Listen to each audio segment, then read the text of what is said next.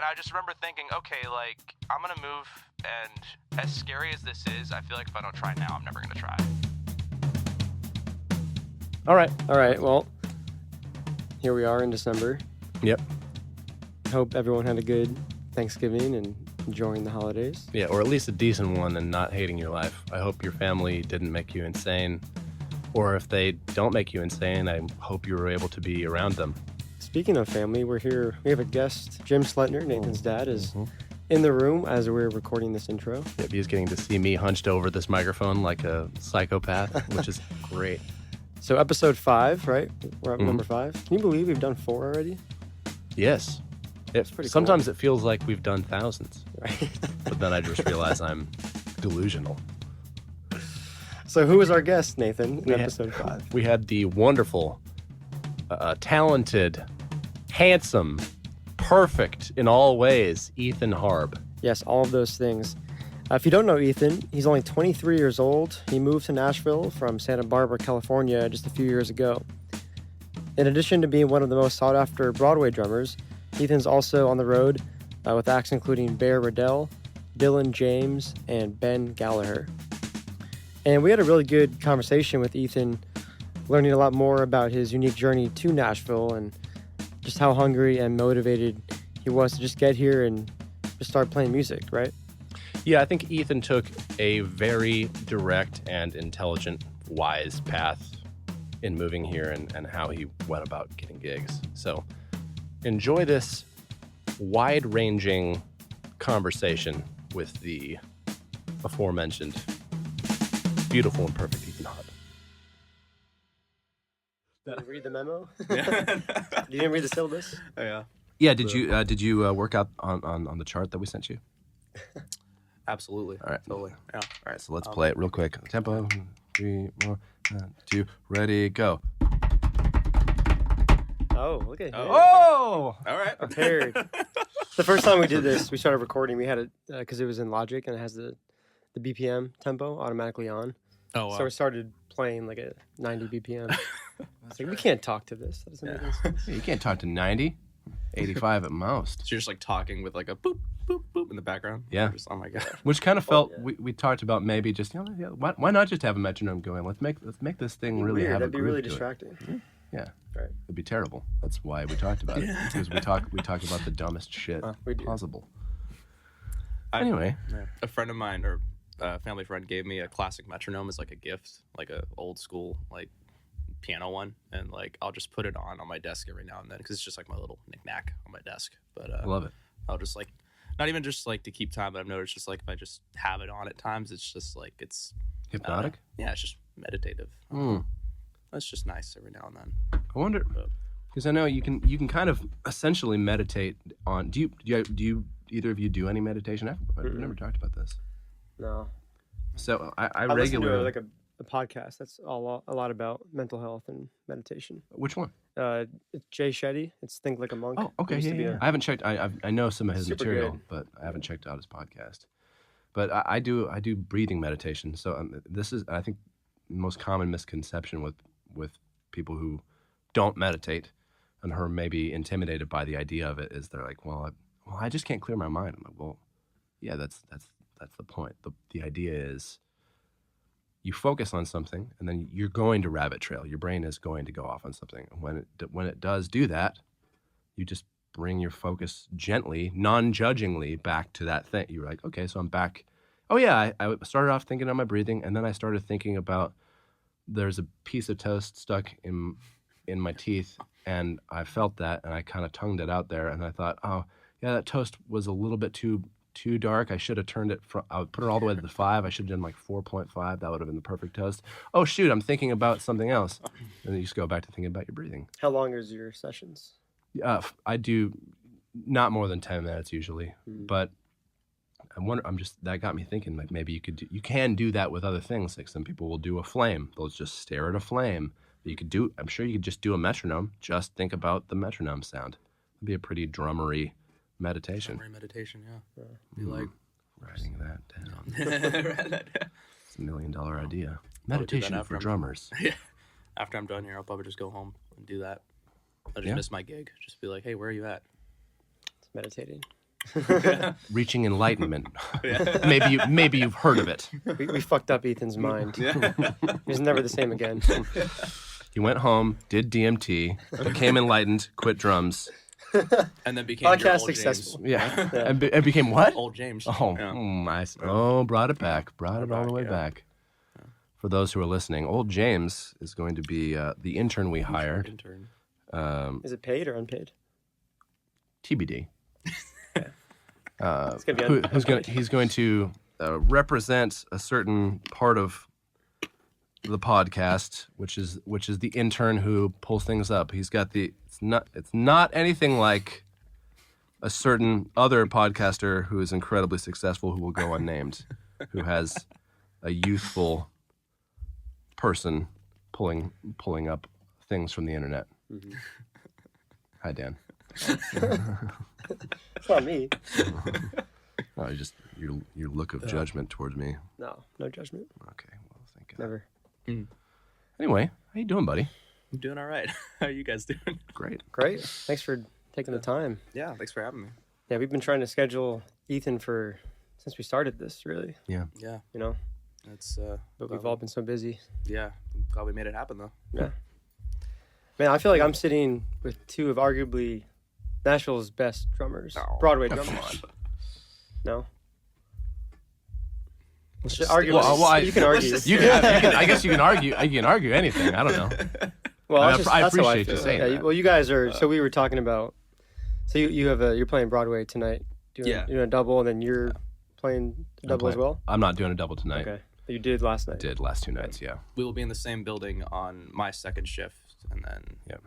We gotta get you to try out that yes, ride. Well, That you can ride. ride it. You can try it out here. Yeah. You gotta get you to Well, I try it wanna out try it out before, too. so you don't get yelled at. we were We'll at just try it out right we were now. at the same building last night, and after the gig, like the bar was closing down, and like afterwards, I'm like, hey, can I go try that ride? And I go upstairs and I start playing on the ride, and like one of the bartenders who's trying to pack up is just like, please, no more, no more music. No more, I'm like, oh, that's fair. Yeah. Yeah. I'm sure they're just absolutely fried by the end of the night. Yeah. Actually, I had one of the ladies were walking behind me. I just turned around when we were done playing. I'm like, do you wear earplugs? She's like, no. I'm like, you really should. Well, like, Yeah. I'm like, I can't. Actually, I talked to her about it for a couple minutes, and then the next day, I was walking in, and she held up a pair of earplugs. I was like, yeah. I was like, if you didn't get a pair, I was going to literally just go buy you some earplugs and hand them to you, because I've been thinking about that. Like, please just, you wear them, and then tell the people you're working with how great it is wearing them, and then just all of you can protect your hearing. You'll be happier at the end of the night. You won't hate us on like a subconscious level, which is always great. I love to not be hated subconsciously by the people I'm working with. Yeah. And all those good things. Absolutely. Just save it in 10 years too. It's like, I don't know what their like thought is. I know a lot of people say, oh, I don't like wearing earplugs because I can't like talk to people, or it's harder for me to like communicate or whatever. But I don't know. I've had the opposite experience. Right. Okay. So that I was going to ask you, and actually, I'm curious for you both. But when it's loud like that, I can hear people talking to me better with earplugs on. Yeah. Yep. You agree? Okay. Yeah. Because I've had people arguing with me over this. I'm like, but it's like a wall of sound. This somehow Yeah, it sort of cuts it down. isolates Yeah. your area. Yeah. You know, Okay. Good. I'm probably not some insane then. scientific Great. Oh. Yeah. thing about it, but Young Jamie, pull that up. Why is that? we'd have so many opportunities. Like he would have valuable stuff to put on a resume after working here. Yep. This is why. Valuable stuff to put on Bumble. Yes. What? Intern for Nashville Drummers Podcast. That's gonna. What is people, that? They're gonna be swiping right like crazy. Man. Oh. Nashville Drummers Podcast. Whew. Sponsored by Bumble. Sponsored Hell by- yeah. We're gonna Yeah, get there you go. sued. Yeah. Oh man. Well, It's a joke, Bumble. Don't sue us. God. like they know who we are. They're listening. They're banging on all cylinders listening on this Oh, podcast. see, there's a connection there. Oh, I see what you Why did there. bang on a drum when you could? Yeah. Oh, shit. Okay. Well, okay. I'm super glad we're doing this because like I feel like we both know you very well as musicians, right? As drummers. I personally don't really know your background too much. So why don't we start there? Like where you're from and How long have you been in Nashville? Yeah. So I'm from Santa Barbara, California. Was born there in '98. Two Californians. Two Californians. The party capital of California, in Damn fact. right. It's between Santa Barbara and Chico, which is near where I'm from. Those the two party colleges, actually, two of the biggest in the U.S. Yeah. Yeah. For sure. Isla Vista area. Have you ever partied there? I have not. Oh man, that's something else. I had a friend. Were you aware of an event where they stormed a soccer field and took the goal post and threw it into the ocean? It was this giant event That's crazy. No. that happened down there. Yeah, well, That's my friend. Amazing. started I can't say his name. it. Yeah, I will not say his name. He was like, amazingly he was like, irresponsible. hey, you know what'd be fun if we did today? Blew up a refrigerator. That's where it started. Contribute to global And you talk him climate down to change it. and Right. pollution. And it went from there to God. like, let's throw the goalpost of the soccer field into the ocean, which they did. Come on, just say his name. These mics aren't on. This happened last know you want episode. to. We're gonna beat it out. My cousin. Yeah. Joe Rogan. Yeah. Did we do bleeps? We should- I'm getting to it. Yeah, I was yeah. editing Taylor's today. Yeah, my friend. I think the statute of limitations is fine. You probably don't need to even need to take that out. All right. He didn't throw the goal in. But yeah, Santa Barbara, California. Cool. Born in '98. I started taking drum lessons when I was 9 years old. I saw the movie School of Rock, and for some reason that just made me. I'm like, hey, I'm like, Mom, can I take drum lessons? And my parents were cool enough to be like, yeah, sure. We'll get you drum lessons for a bit. And side note, that kid who played the drummer in that movie just died. So Oh, that's when I right. found that out, I was like having a whole existential crisis. I was Yeah. like, oh, that's the kid that Made made us me want to feel play old. drums. Yeah. Yeah. Wow. But I would have thought you started drums earlier. really? You know? Yeah. Oh. Just your talent and No. Well, thank you. commitment to it. Nope, 9 years old. I think if I hadn't had like private lessons, I probably wouldn't have gotten as far as I've gotten. Like, Yeah. I mean, just because now everything I learned is just like through the internet. I haven't had like an actual teacher in years, but like, wow. I don't know. I'd like to at some point probably just to have some sort of like structured discipline, and it like helps to. I'm not as self-disciplined, so it helps to have someone else be like, hey, do this. And I'm usually more likely to be like, okay, I'll go do that.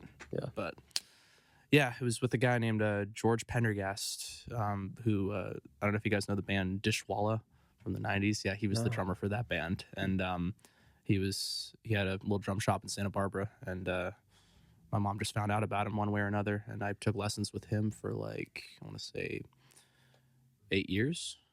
And yeah, he mainly just taught me like rock and all my rudiments and stuff like that. Taught me to do rim shots on the snare and not hit the snare like a pussy, if I could say that. Yeah, But, you can. Yeah, but yeah, and then afterwards, I was doing bands in Santa Barbara, a lot of like rock and metal stuff, even some like shoegazy, like atmospheric, like black metal kind of stuff. But yeah, So is this all freelance or was this through school? yeah. No, I wasn't making any money on these gigs. I was just, I just had bands that was, I was just, like I knew I wanted to, like within the first year of taking drum lessons, I knew I wanted to be a drummer, but I just didn't know how. Like I didn't know like, oh, do I want to be a paid drummer? Do I want to be in studios? I was just like, I just want to play drums for a living. And Who do you have any idols? So you mentioned School of Rock. yeah, I assume that you were listening to music and you probably had like a few drummers that you looked up to. that's the thing is like my when I saw School of Rock, I didn't know any like of the classics or anything like that. Like I was like once I started taking drum lessons, that's when my dad like was actually the one who showed me Led Zeppelin. And he was like, oh, this guy John Bonham, apparently he's one of the greatest drummers of all time. And He would be my dad, correct. he wasn't a musician, but he just like, I remember him saying that to me and I just believed him. And I'm not, I still believe that, but it's just like, it was just, I remember he showed me Black Dog and I'm like, oh, there's like, I had no concept of like, oh, this is like, I just wanted to take drum lessons for the sake of playing drums. I didn't have like that switch go off of like, oh, I want to play music yet. But then like over the years later, like I started playing with bands, and then I was, I got into like, my dad showed me Led Zeppelin and AC/DC and stuff like that, and then down the line I got into Foo Fighters and Evanescence and Green Day, and Travis Barker quickly became my hero. Same with Taylor Hawkins from the Foo Fighters. Yep. Those are my childhood. Travis, Travis is incredible. I think we talked about this. Did you ever get into the early Aquabat stuff that he played on? I haven't listened to it, no. Man. But I remember we talked about this. Yeah, that's to me Travis at his peak. absolute best. Really? It's just, he goes so ham on some of those tracks. But I was going to say, Taylor Hawkins is kind of a natural extension of John Bonham. Oh, yeah. Anybody that likes Bonham is going to enjoy Taylor because he's such a Bonham school player, and obviously so is Dave. So they have that melding. Yeah. It's just perfect in that band. I'm huge. Hawkins is basically the blonde girl, in my opinion. Right. Almost. Yes. But yeah, no, I remember I had like a picture of Taylor Hawkins like just going ham on my binder in 6th grade. Just like that was like the inspiration. I just kept looking at that. I'm like, I'm gonna do that someday. And yeah, and then I don't know. It was just had bands, wasn't really making money, but I was just just wanted to keep playing. And then eventually I went to San Jose State right out of high school. I did a year there as a jazz studies major. Cool. And I didn't really know what I wanted to do. Like I thought like, oh, it'd be cool if I went to Berkeley or something like that. But I knew I'm not gonna be able to afford that or whatever. But I don't know. I went to school thinking like, that's like, oh, I guess it's what you're supposed to do. I didn't really have any plan or anything like that. But isn't that weird that as a young player, a lot of us go to that, we're like, well, I guess the thing that I'm supposed to do is go to Berkeley. yeah. It's such a weird. That's come up a thing. few times now. Like, yeah, I guess that's what like the best players do, right? They go to Berkeley. I'm like, well, it's not necessarily true. Not the only option. Right. I mean, fantastic school, of course. Of course, yeah, for sure. No shade on Berkeley at all, but I remember my teacher specifically. He's like, don't go to Berkeley. You don't need to go to Berkeley. He like hammered that on me, and he was, when I was telling him I was thinking about going, he was like, don't go. You don't need to go. It's like you're gonna be paying so much money to get what, if you're just want to learn how to play better, like just keep taking private lessons. I'm like, oh, that's a good point. Mm-hmm. Yeah, it's a really good point. Pay a fraction of the price. Anyway, yeah. We talked about this last episode with Taylor, like the value of just kind of jumping into a field or a passion versus going to school for it. Or so, like, I'm curious for you. Did you find more value in like just playing in the bands and just doing private lessons, or like what did you take from school? I mean, I definitely, I want to say I probably took a bit more value from like just being in bands and stuff like that. Just learning like how to click with a band and not let your ego get in the way, and not like just learning how to be a team player, I guess. The 1 year I had at school was good in the sense that it got my jazz chops up a little bit. Yeah. But and I still have like a lot of the like curriculum that I probably would have gone on to learn, but it's still just sitting somewhere in my I don't know. I just got lazy with it. But I mean, it was basically just like having, because I had a private teacher at school at San Jose, and I remember that was just like, it felt like an extension of my drum lessons that I had with my original drum teacher. And except this guy was like a legit jazz drummer, and I didn't really learn a lot of jazz with my first teacher. So in that sense, I definitely, I valued that, but I just, something new. I've always been a gut feeling kind of person. I just knew like San Jose is not the place for me. So I went back home, did City College in Santa Barbara for like a year and a half. And around that time, I also started doing like apprenticing to be an electrician, because I was just like, eventually my mom just sat me down because I was barely taking any classes at City College, and she's like, look, like I'm not telling you to give up on pursuing music, but like you're not gonna get a free ride. Like you're barely in school. Like I still, like, you have your bands. Like I'm not gonna stop you from doing those, but you need to like have like a plan that you're going on right now. So I eventually just looked into the electrician thing, and I'm like, okay, well, this is like a trade, like theoretically in the future, I could like be my own business. I could, do my own scheduling, and like it's a job that's going to be in demand, and then I could just do music on the side. And so that was my plan at first. But then like around 2019, someone mentioned Nashville to me. They're like, oh, like you should check out Nashville. Like I forget who it was, but I just said, all right, screw it. Yeah, I have family out there. I'll go. I'll check it out for a week. Plus, I've never really taken a trip by myself, so this should be fun.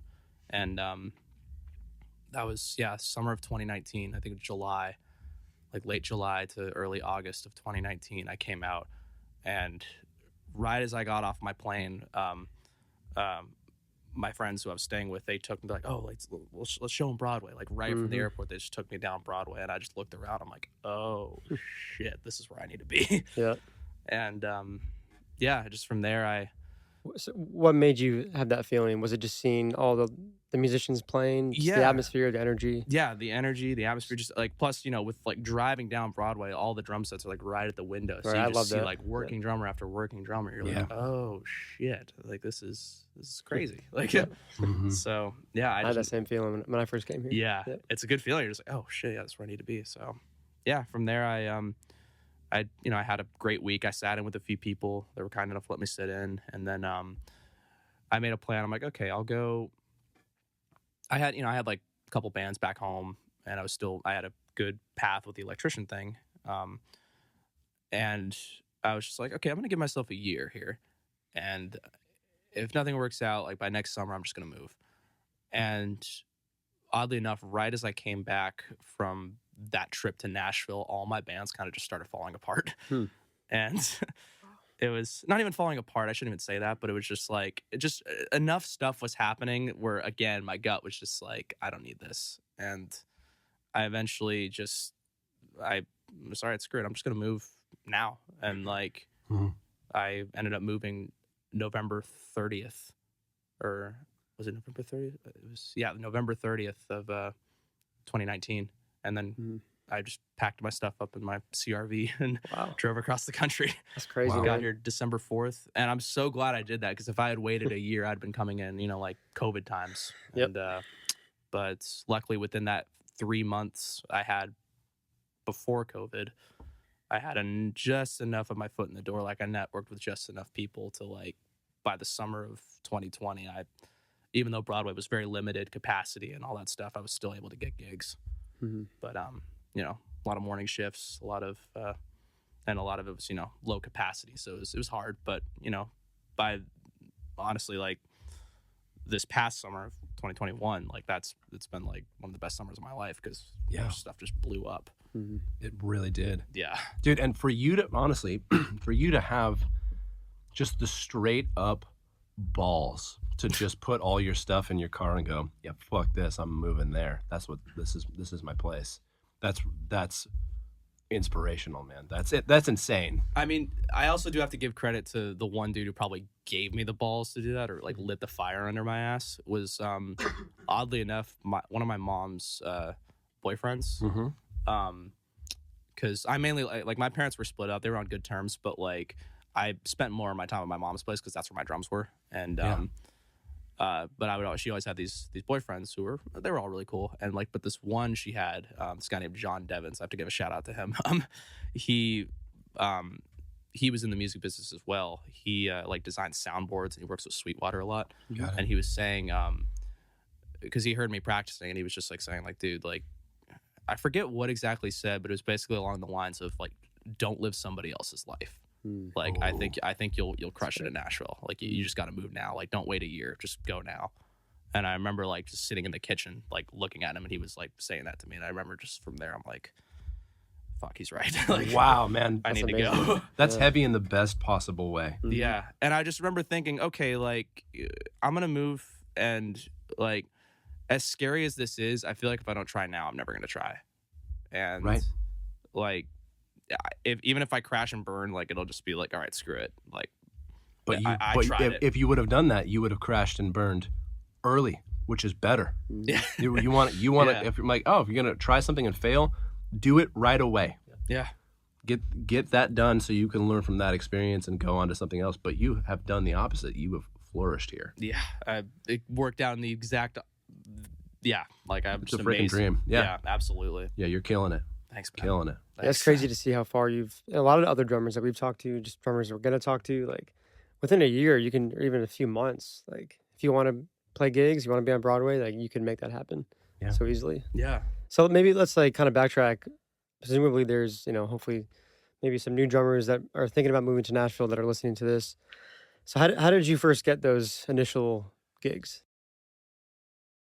I guess it all goes back to even like when I was just visiting for a week, because I was just I was going bar, I was just hanging out on Broadway every single day that week, and just going up, and I even just went up to some of the bands and I just said, "Hey, my name's Ethan. I'm a drummer. I'm in town visiting, but I really like your stuff, or like you guys are awesome, or throw some money in their tip jar or whatever." Mm-hmm. And I remember this one guy came up to me, or like he was coming up with the tip jar, and I said, "Oh, hey, nice to meet you." I gave him my card. Like I had little business cards at the time, and I wasn't asking him to sit in or anything like that, but I was just saying, "Hey, my name's Ethan. I'm a drummer. I'm just hanging out." And he's like, and then just from there, he just like was so kind enough to like send me a list of like Nashville standards that he had, and he's like, "Hey, come back to Rippy's tomorrow on the roof, and I'll let you sit in on a few songs." I'm like, "Okay." That's amazing. And I just noticed like, okay, like and that was like probably like maybe like the second or third person. And you weren't even living here. You were literally just visiting. Yeah. Wow. And I was just like amazed, like, oh wow, like people are they're very friendly here, and like as long as you're not demanding and you're not an asshole, like people will reciprocate. Which you're not. Yeah. Oh, well, thank you. Yeah, I try not to be. Let's not go that far. Yeah, well, see me in an hour. We'll see. Actually, I've got on my little list here about you. Demanding asshole is written down as notes about Ethan. Yeah, you saw that last drummer, night. Successful, Broadway, blah blah blah. Demanding asshole. Just a short list of the things you Playboy. do. Play. Billionaire, playboy, philanthropist. So did you go back Handsome, that night and perfect you, facial hair? You sat it. You Nice sat hat. Sorry. But yeah, no, I went back to Rippy's the next night, and I did Drunk on a Plane and Boys Around Here. Nice. Those two classics, Mm-hmm. but for Broadway standards. But yeah, and then just from there, I think I sat in with another dude. Funny enough, he like I was just, it was at Tin Roof, and the drums were right by the window, and I was just saying, "Hey, I like your style, man." And he was like, another guy just cool enough, "Hey, you want to sit in?" I'm like, "Sure." And he's like, "What song you want to do?" I'm like, and he's like, "Do you know Everlong by Foo Fighters?" And I'm like, at the time, like, that's always one of my favorite songs, but he's like, "Hey, do you want to?" He's like, "Do you know Everlong by Foo Fighters?" And I love that song, but I thought I knew it, but I botched that song completely when I sat in. That's an easy song to think that you know, and end up realizing just how much you don't know it. Like, I forgot that there's actually odd time signatures all throughout this song. Yeah, exactly. That's interesting. Just weird fills and whatnot. It was just, yeah. To be fair, I made it almost to the end, and the thing where I really messed up was I forgot once it breaks down again how it goes back into the ba-da-da-da-da-da-da. I went and right off that build, I went right to the chorus, and that's where I got lost. I'm like, oh shit. But I don't know why I remember that so vividly, but it was because it was those things stick out because it hurt. Yeah, it hurts. Yeah, exactly. You learn from the pain. Absolutely. That's funny. Tin Roof is exactly where I remember that same experience happening to me.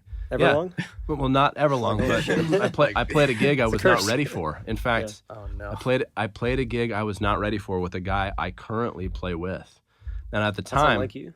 What's that? That's unlike you to not be ready for it. Well, or was it a sit-in? No, it was when I was first here, and it was my bad habit of like trusting my ability over preparation, like my own personal practice over like working on tunes, and that was my.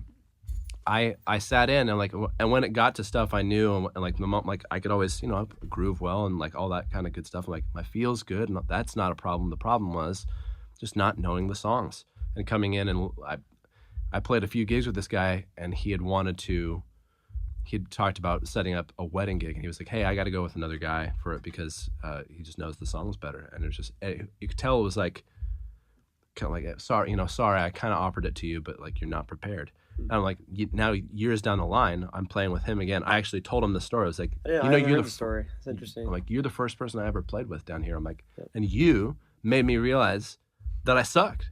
like I suck. Like, and that was the ultimate lesson. Like, I was like, so thank you. Like, because I have changed how I operate because of that. Yeah, It's now willing to be- the it's willing to songs be are in real. your DNA. Like, Yeah. Yeah. totally different now. And that's one of the things I stress like insanely with like people who are trying to get on Broadway. It's like you can only learn. I mean, it's like props to anybody who does their homework and learns all the standards. But it's like it's only like you can only get so good just like listening to the songs over and over again. There's so many like different ways people play the songs on Broadway. Like the whole saying, there's the wrong way, the right way, and the Broadway. And because there's just such little nuances that like everyone has, and it's just like it's a thing you can only get like the more time you spend down there.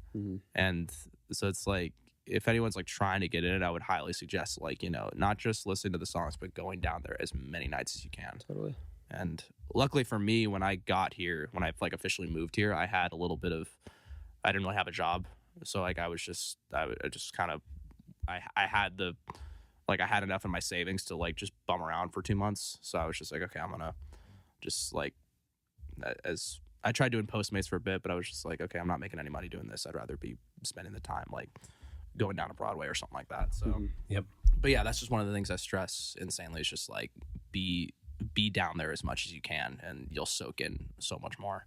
I wish I would have done that when I first got here. That would have been a much better move. I didn't know what I was doing, first of all, but I didn't think that I was going to go in that direction. But once I knew that I was interested in doing that and making Broadway my main source of income, I was like, I should have just been down there every single day. It was a very foolish way that I operated. So you did the exact right thing. I mean, you're there now, though. I mean, also, you're gigging now, and even gigging is also just being there. Like, yes. You're gonna have plenty of gigs where you just eat shit. I know my first gig, I ate major shit. Right. It was just, yeah. Well, the only way, it's the whole, like, you have to do well, you have to have experience, and to have experience, you have to do poorly. Yeah, pretty much. Well, it's interesting to hear you two, because you both kind of ended up, I feel like, at the same spot, but from different journeys. I feel like you guys also share a lot of similar traits and like values, right? Yeah. ADD much? Yeah. Yeah. Sorry. We both have facial hair. There we go. And we both have a cat that we love. Oh. Yeah. Do you actually have a cat? Those are the two traits I was talking about. Yeah. Yeah. My cats are with my mom right now, who now lives in Killen, Alabama. She moved. She wanted to move close to me, like right after. She basically moved close to me like a year after I moved. My sister's in New Zealand, and you know, as much as she'd like to go out there, she's like, "Well, I can't get in there now because you know." New Zealand. Yeah. Wow. Yeah. My sister's fucking crazy. Wow. Yeah. Was she like really into Lord of the Rings or? Not at all. But she. That's a fair question. Yeah, I know it is a fair question. No, she's like not into that at all, surprisingly. But she went to Berkeley, not School of Music, the Berkeley in Cal. Yeah, in Cal, okay. And Berkeley with a Y. Berkeley with a Y. Yeah. Exactly. But yeah, she got a degree in history, and then she was just always like one of those like bookworm. She's the complete opposite of me. Like she did AP honors in all throughout high school. I'm just like, oh, I'll just get through the general ed stuff and be fine. But super like this has to be perfect and like super in the most loving terms controlling. But like that just means she's a boss ass bitch, as she'd like to say. But super type A. Yeah, exactly. Okay. And so she did Berkeley. She was like the person who would like give tours of the campus. Wow. And like was like good at it. And afterwards she went to Bali to become a yoga instructor. Wow. Just because she's like, I like yoga, I'm gonna do this now. I don't know what I think that's just what she wanted to do. And then she went to Cambodia and worked at this retreat for a bit. What the I actually got to go to that retreat at one point. That was my first time outside of the country. Yeah. And that was a fucking trip. But and then after that she just ended up I think while I was hanging out with her in Cambodia, she got a job offer to like work remote, but like work as like or work. It was like, I think it was to work for some retreat booking site. And then she just somehow ended up in New Zealand. She's like, oh, it's beautiful there. And then now she's got a fiance, and she's got a house there now. So she's chilling. Yeah. Awesome. Well, I'm like, that was my second guess. I'm like, well, move to New Zealand because it's one of the most beautiful places on the planet. That makes sense. Either you're a nerd or, well, sounds like she's also a nerd. Yeah. Yeah. Just not into Lord of the Rings. Not that kind of nerd. Yeah. The other kind. Yeah. So Both kinds are good. Only sibling? Yeah. She's 3 years older. Yeah. But yeah, no, she's I love her to death, but I forgot where we were going with this. Well, I was trying to find out about your cats, but you yeah. started talking to me about your stupid fucking family instead. Stupid family. But yeah, I'm kidding. No, yeah, so my cats are with my mom, and my mom's in Killen, Alabama. So I can come. One of them exclusively likes me, so I guess he's mine. But yeah. What's his name? Calvin. We named the cats Ricky Bobby and Cal Knott Jr. We call him RB and Fantastic Calvin for names. short. Oh, Yeah. Love it. Yeah. He's a ginger like yourself. Yeah, So all right. yeah. I get it. Yeah. My hair's red, guys. Yeah. For anyone not watching, which is everyone, since this isn't video footage for the most part, except for some clips, This part will I be. have red hair. And it burns this room right now. It does. Yeah. Turn it down, man. So I have the Turn orange it down. light to accentuate the hair. Thank you for that, by the way. Okay, so I feel like I would definitely want to keep talking about Broadway. I think there's so much more to talk about, but I want to switch gears because I know you've done some tours recently, right? Yeah, it's more like one. Or maybe are you currently talk about who you're playing with and so how that has kind of shaped your drumming? Yeah, so that's Broadway was definitely like what that was the first like clicking point for me here. But I was just like, I know like I want to be on the road and like have a good artist gig or something like that. Is that the end goal, you think? That's the end goal right now. Yep. I mean, it might change in the future, but like right now, I love playing live, and I love the idea of working with. What are you looking at me for? Looks confused. I might have a gig for you. Oh, Yeah. there you go. Well, shit. Yeah, it literally just occurred to me in this moment. So I was like, man, what am I going to do about that? Oh, maybe that's what I'm going to do about it. We'll talk about it. For sure, man. We'll take it offline. Absolutely. Cool. Yeah. But what's his name? Okay. It's with Justin Bieber. I don't like him. explains I don't Not like with him. Justin Bieber. I don't have that kind of pull. But I know. So I just started playing with this earlier in May. I played with this guy named Dylan James, who is I think he was like a contestant on American Idol for a bit, and he's signed with Universal now. So I got just a call through a friend of mine, and who was friends with him. He's like, hey, he's trying to put a band together for like a show or two, and so far we've only done like 3 shows like over the last summer basically. But with that, I've also played with a guy named Corey Wise. I did a few shows in Wisconsin with him this summer, and lately I got called to play with this guy named Ben Gallaher, who's he's signed with Quartz Hill Records, which I guess is like a subset of Sony. Yep. And we got to open for Lee Bryce recently in Reading, and that's when I flew out to Reading. And I remember seeing Which that. is funny Yeah, because Nathan because Quartz Hill is a street in Reading. oh, really? Yes.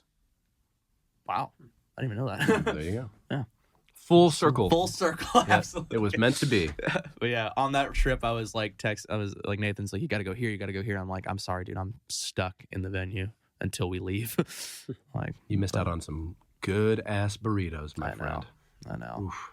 Sadly, There's some really good burritos. That's the first Mexican thing food in I'm Reading. doing when I go back to California is going to a burrito place and get a. Tell you what. Yeah. I know where they all are. Just okay. call me up. Oh, I will. I'll be like, you turn left here for a burrito? Yeah. That's what you need. Stop whatever you're doing right now. Turn left. You go to Burrito Bandito, get a burrito the size of your head. like your costume. Yeah. That's Oh yeah.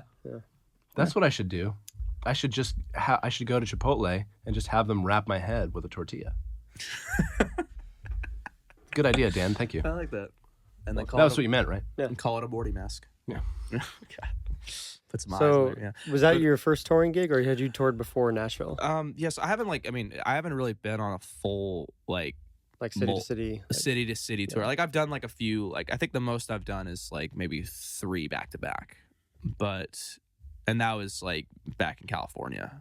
But I've done like I think 2 or actually I guess I've done 3 back to back here. But it's mainly just been a lot of one-offs. But with this guy Ben Gallaher, I mean it was, like I was supposed to play with him it was actually supposed to be earlier this month, October like 8th or something like that. We were supposed to go to Pennsylvania because that's where he's from. And so I got the call for that. He's like, yeah, I'm just trying to put a band together for this. I'm like, my drummer's been busy because, of COVID and the schedule's all messed up. So would you be interested? I'm like, yeah, absolutely. So then I was planning for that like September or whatever, or August, I guess.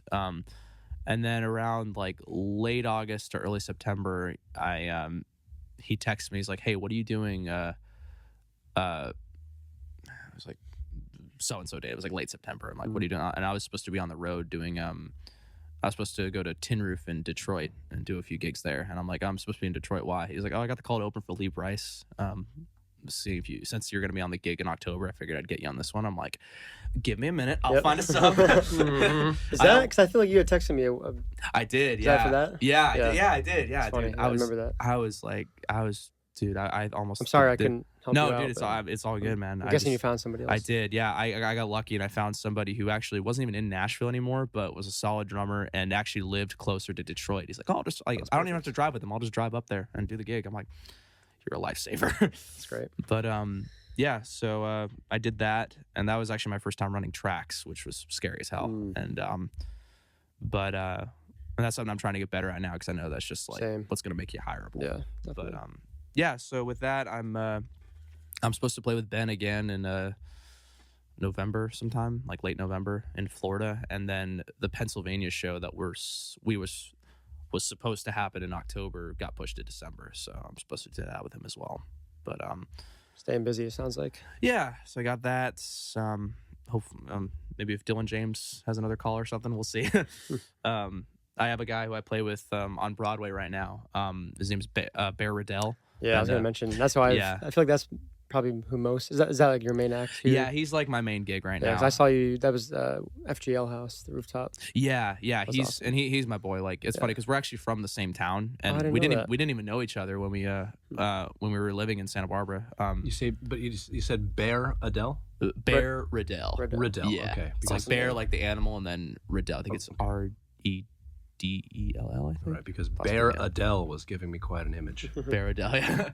Bear. Oh. So I was gonna ask too: is his brother in the band or no? Guitar player? They look so similar. Everyone says that. Right. No, they're just they're just dudes friends. we met. It's funny, like that's Preston Bean, his brother, we'll put on quotes. Yeah. But I met Preston when I on my first I guess road gig being in Nashville. And he was the guitar player for it, and he was like 19 at the time or something like that, and he was just like this, like everyone had told me, like, oh, he's this like young kid, he's a total shredder, and I was like, damn, he really is. Like, he can play. Yeah. And then at that time we were like, he wasn't really playing on Broadway yet, and we were me and the bassist of that band, we were like, hey, like, or me and the bassist that we were on the road with, we had just had a practice with Bear because I'd met Bear. Sorry, I'm bad at telling stories. That was good. But I met Bear at his audition at Tootsie's when he first moved here, and I had told him he said, hey, my name's Bear, and I remember like when I was first considering moving to Nashville, a bunch of family friends were like, hey, you got to meet this guy named Bear Redell, like. He's moving to Nashville too. He's a great dude, and no one ever gave me a number, so I'm like, oh yeah, I'll probably run into him. And then I just randomly met him at his audition. So, because I've heard that before, like auditions. I was listening to shout out to the Working Drummer podcast with Matt Krause and those guys, and he recently I listened to, it was a really good interview with Jake Summers, the Luke Combs drummer. Yeah. Because he mentions like how he had his own like audition, but it wasn't actually like a true audition. He just considered it an audition. So like, are you saying like you were auditioning, or was it his audition? Or was it the venue auditioning other acts? It was Tootsie's. Like, I mean, I don't know if you've seen how Tootsie's auditions their players, but basically they just have like I don't know if they still do it, but it was like every Saturday they would have I think it was like the morning band or like the 2 to 6 band or something like that. It was like their house band, and they would have just random people like singer songwriters get up and like play some covers. Oh, I didn't know they did that. Yeah, and if the management liked them, then they'd start booking them on acoustic acts, and if they liked him even more, they'd get him to. I put see. A band So you were together. there for his audition. Yeah, I was just there I was like the only drummer there trying to like sit in because like I even put my name down because I didn't know it's just for singer songwriters like or it's just for singers. Like I was just. Did they call you I just talked to the drummer and they're like, oh yeah, here sit in when someone else is doing it, and like luckily I got to sit in a few times, and then with Bear I asked if I can, hey, do you mind if I sit in during your audition, and I played Tennessee Whiskey with him, and I was like, oh wow, and like after that he was just like, dude, like I'm gonna call you when I get a band. What a cool story. So it's like it's crazy how like your life could be totally different if you didn't just ask him in that one moment. Yeah, right? I was just like, hey, like I was just talking. But you got the confidence. Yeah. And not many people I feel like would do that. Like I don't know what happened. I think it was just like the rush of being here in Nashville. Yeah, but you I have remember nothing like to lose, right? the first few months, like I remember being way more extroverted than I've ever been. I guess because I had to, but like I remember being like comfortable with it in a weird way. I'm like, oh, and like some of those people I've met through that have become like friends I hang out with today. Yeah, It feels cool. Yeah, because you probably didn't really know a lot of people here, right? No, when you moved not here. at all. So I mean, that's how I was like. Yeah. Because I'm generally more introverted as well, but when I moved here, I was like, I don't know anybody, and I'm here for like a mission and a purpose. So I'm gonna be a more outgoing and talk to people, and it's got me so many opportunities. Absolutely. And it's what's nice is like this town allows you to do that. For It's sure. just like just the general. I mean, especially big shell shock from like California and stuff like that. And just like it's not. I mean, I don't want to talk shit, but it's just like it's just not the same vibe. That's come up every episode. Yeah. For some reason, LA versus Nashville, but in a good way. I mean, I think we all respect LA, and I have a lot of friends there. But same. Nashville is just a very special community. Yeah. It's like the perfect spot to do that. And I love a bunch of I've got a bunch of friends in LA, but I'm like, I just couldn't do that. I just couldn't do the LA thing. Yeah. So I worked 3 restaurant jobs to maintain rent, and then like I just the whole vibe of it just doesn't work for me. No, didn't do it, man.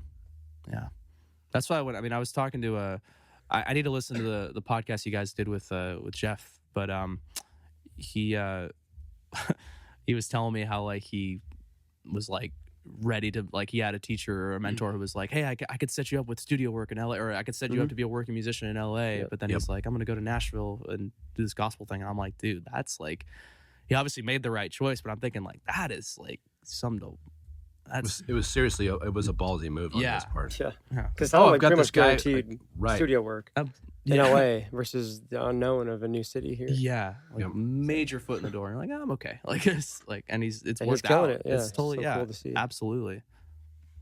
Yeah. Did he talk about that when he was? He did. Yeah, it's Nice. Yeah, check it out, man. It was a really cool. I'm definitely really gonna cool listen to that hearing one. him share that. It was obviously he's a very interesting guy. Absolutely. Yeah.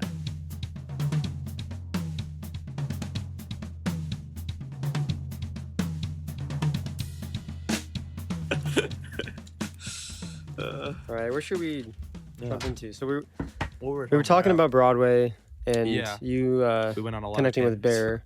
Yeah. It's just been like, it's really cool to see like where you've come from, and I feel like you are getting really well known among. Would you agree, like among drummers especially, but just I feel like people know your name as a Broadway drummer. Yes, And- I would say that he is. And Yeah. that was the thing when I was trying to jump in. A bunch of people were like, "Well, do you know Ethan?" I'm like, "No, damn it, I don't know Ethan, but I keep hearing his name. Somebody introduce me to this guy." So like you went from playing the morning shifts, and now you're doing like doubles and triples. Talk about that. Yeah. How does that work? Going from, because you do like 6 to 10, and then literally 10 to 2. close, yeah. Yeah. I mean, it kind of more picked up around the summer, like, like winter of 2020 and then like spring of 2021. I was, I had like a main group I was playing with. It wasn't with Bear. Like with Bear, like, we were playing with Tootsies, and then the scheduling got all messed up, and like they started booking him without us for some reason. So it was like just whatever. But in the meantime, he was working on getting booked in the Highwire circuit, which, you know, owns FGL House, Jason Aldean's, Tequila Cowboy, Miranda Lambert's, Casa Rosa. And now that's like where we play. That's like our main thing. But at that time, I was playing with another band, and that was where I was doing a lot of morning shifts. But, you know, I didn't want to just keep doing those. So I was just, anytime, I would just keep my drums, you know, sometimes I would just hang out like after the gig and just like, you know, look around, see who needs a sub or whatever. And was just, you know, I was picking gigs up here and there, doing doubles here and there. I think one triple throughout that time. And then it was around this summer where I started really getting booked, because I started playing with this person named Chelsea Foster, who plays Kid Rocks mainly. And she... I met her through some other friends at a party or something like that, and eventually she, around May of 2021, she was trying to put a band together to go do the Tootsies down in Panama City Beach, and she's like, "Hey," and I'd sub for her like 1 or 2 shows because she already had like a main band and a main drummer, but I guess he couldn't do that. So she's like, "Hey, can you do Panama City Beach?" And I'm like, "Absolutely." And then from there, I feel like that's where we all kind of bonded a bit more. And around then was when I started becoming her full-time drummer. And that was when Bear started picking up more gigs as well. So I was kind of juggling Bear and Chelsea at the same time. And I still am doing it. And just quick, Bear, they write original music as well. Bear right? has original music. Yeah. I meant to get to that earlier. And you're the drummer for that as well? Yes, I haven't like, I'm not like his like studio drummer or anything like that. I mean, he's had like, you know, dudes take care of that, but live, I'm his guy. Yep. If he has a show or whatever, but we haven't gotten to do as much like of his, like we'll throw his originals in when like we're doing cover sets, even off of Broadway. Like we'll do a few parties and whatnot. But I'm hoping to do like, you know, like it'd be cool if I could do like all original sets with him or something like that.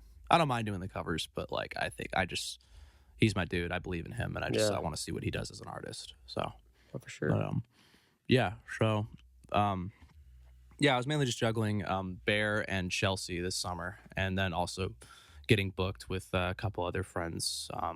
Laura Walsh is another person I play with a lot. She does like a lot of like pop and like pop punk stuff, which it's like my high school band set list. So, yeah, back to your roots. Yeah. So yeah, I have like some semi-regular shifts with her, and yeah, from there it's just I've kind of like, the more I did those, and like the more I played with Chelsea, the more I played all these other places, like my name started getting around more. And there were people who like I maybe met when I first moved, but they didn't want to hire me for a gig because like, you know, they knew I was new and they didn't know like if I knew all the standards and whatnot. Right. But then they saw me playing and they're like, "Oh, like They needed that proof. Yeah. Yep. Yeah. You've probably had that experience of, where are you playing? Mostly like I play Kid Rock's main. They're like, "Oh, okay." Yeah. yeah, fine. Yeah. Yeah. Pretty much. Yeah. When you say that, it's like, oh, yeah, whatever. Yeah, it's like, you can pick up whatever we need to throw at you. Yeah. But yeah, so it's just, I don't know, just the more like those were kind of like I think playing with Chelsea definitely just, you know, skyrocketed me this summer, I guess, and then obviously playing with Bear, and yeah, just enough of that. But and I think just the like I wasn't even really trying to be like, oh, I'm gonna do doubles and triples. I mean, I think does anybody seek that out? Is that like a I don't really know. I mean, like I guess like you just kind of like kind of happens, right? It just happens. Yeah. I mean, like some people, you know, are like, oh, I would never be able to do a double or a triple, but it's just like I feel like I think in the beginning it was like no. I feel like I could, but yeah. Oh, you could totally could. I mean, respect for I mean, not just drumming, but just physically, of course. That's just sure. It's a grind. Yeah. I mean, at least you get to sit for 8 hours at a time or whatever. That's true. Yeah, but yeah, like I think part of it was also like because at the time, you know, it's like parking on Broadway can be kind of a hassle, and I was parking in this lot where, you know, it was like $10 like a day, so I would just take that out of like whatever I made on Broadway. But I think I got to this sort of mindset where it's like, well, I'd rather make this $10 worth it, so if I could pick up a gig somewhere else and I can make that $10 not be as bad. And now I just have a monthly pass for that place, but I think it was just a bunch of mindsets of just like staying down there, and then I think also just felt good to just like be gigging nonstop. I mean, I was exhausted at the end of the day. Like, I don't know what drew me to do it now, but now I just feel like since it's like I think that was also like the income of it was like, oh wow, it's like it's tiring, but I'm making a lot of money. Making really good money. Yeah. So it seemed like you're exhausted, but you were just really fulfilled, right? Yeah. You're doing what you love. That's why you moved here. Exactly. Yeah. So I was just like, why would you like? I'm guessing you're not like declining a lot of gigs. Like you're saying yes to more or less any opportunity. Yeah, I mean, I definitely have to like turn down stuff. I definitely turn down a lot of morning gigs now because it's just like if I'm doing late shifts, it's hard. Opening is the worst. Yeah, that being said, I'm opening tomorrow, so that'll be fun. You're closing tonight and opening. Yeah. You're opening tomorrow with Chelsea, right? Yeah, with Chelsea. Yeah. And for her, it's I'll do anything for her because she's just fucking awesome, man. Yeah, but I love playing with her too. She's fantastic. Absolutely. I need to come out and see you play with her. Dude, she's crazy good. good. Yeah, just come out. Yeah, come out tonight. Yeah, Lord, we're both gonna be playing. Yeah, go in the same building. Yeah, actually, you can kill two stones with that one bird. Yeah. Can I kill 2 drummers with the 1 stone if I throw it in the building? Yes. It's a ridiculous question. The key is big stone. Little birds. Yeah. Angry birds. Yeah. If the stone is big enough, you can kill a lot. How many drummers can I injure so I can get the gig? Yeah. Exactly. That's advice for a new drummer. Just injure the other drummer. Injure the other drummer. Oh. Break someone's clavicle. If they have to go to the hospital, that's a good thing. That's what the medics are for. I wish I knew the name of that skater who had the other girl's leg broken. Who was a better? Do you know who I'm talking about? What? Do you know this? This is, Harding? What happened? was that Tony Harding? Yeah. Okay. Oh wait, it was like She hired a guy to go and break the legs of a better skater because she was like, "Oh, I can't win." Documentary was about. no shit. Yeah. It was this whole thing that happened. Was that the '90s? That In the Olympics, right? Yeah. Is that what that movie Tanya was based off of? I, Tanya? I, Tanya. Right? I've been wanting to see that. I haven't seen it yet. So. Yeah, it's good. Yeah. Snarly. I mean, anything with Margot Robbie, I'm like, oh, I gotta go see that. Oh, Yeah. okay, yeah. You make a good point. But yeah, that's crazy. I didn't know that's what it was about, though. Yeah. Okay, so I wanted to ask about because I've been doing a fair regular amount of doubles, but Yeah. How often, first of all, are you playing like triples? Definitely not as often as like I was in the summer. Okay. I got a triple tomorrow, but like it's a split, so morning, and then I get like a break from 2 to 6, and then I'll do 6 to 10, 10 to close. But how do you? I mean, physically.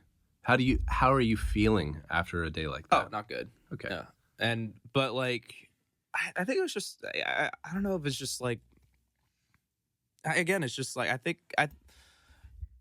my guess has been that like, because the bands I was playing with in my hometown, and no offense to them, I love them to death. We're still on good terms and everything, but I just, we weren't really gigging a lot. Like we were mainly just practicing and like writing and stuff like that. And I was just the guy who always like, oh, let's get more shows and whatnot. Or I just wanted to, I'm not like trying to throw anyone under the bus. I'm just saying that's what you just happened. wanted to play. I just wanted to play, yeah. And we just weren't really doing that with any of the bands I was in. So I was just kind of like, okay, like I think by the time I got to Nashville and I was actually any gig I got, I was just so like, just had years of just like not playing enough. It's like built up energy. Yeah, so I think that it was just maybe it was that was keeping me like, oh yeah, of course I'll do another one. Of course I'll do 3 a day or whatever. Yeah. But yeah, and then also just I guess it keeps you in shape, I guess. And now I'm more comfortable on a stage than I ever have been, and I guess I didn't have that before, even though I was like I've been playing for years. Mm-hmm. But now it's like Broadway will just put you in that like